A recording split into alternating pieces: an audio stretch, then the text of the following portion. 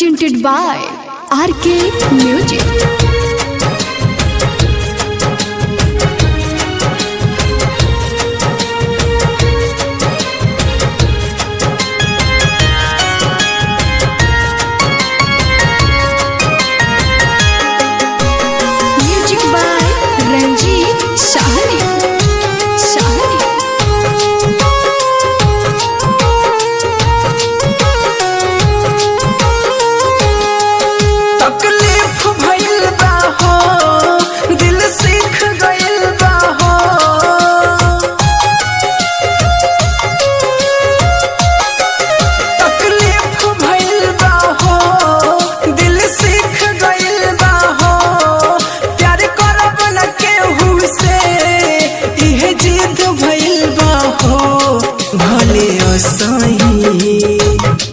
भले असही सगरो मिरिया हम गुजार ले हबो हो धीरे धीरे दिलावा से उनके विसार दे हबो हो।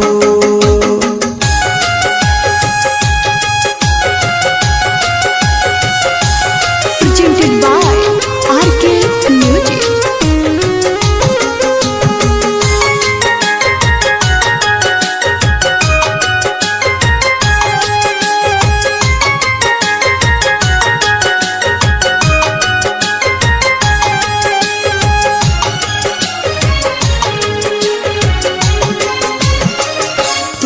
देहली ने नाता चल गई छोड़ के आँखिया के प्यार सा पी गई घोर के।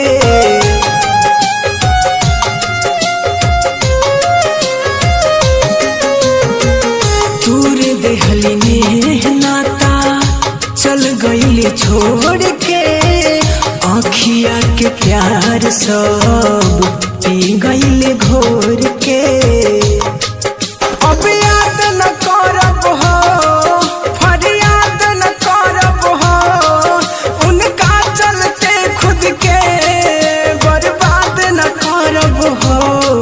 भले असही हो भले असही सगरो मिरिया हम गुजार ले हब हो धीरे धीरे दिलावा से उनके विसार देहब हो।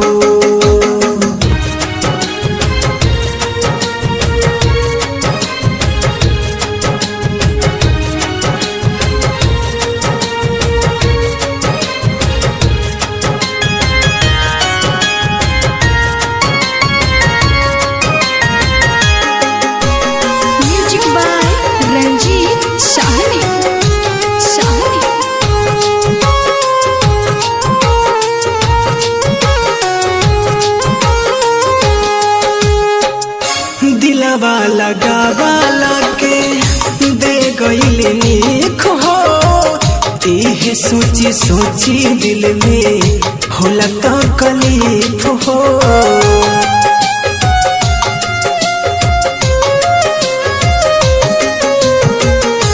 दिलवा लगावाला के दे गईले नीक हो इहे सोची सोची दिल में होला तकलीफ हो। दिलवा केहू के ना देबो हो अपन मन के मना लेबो हो। याद आई उनकर कबो याद दिल से मिटा देबो हो। भले असही भले असही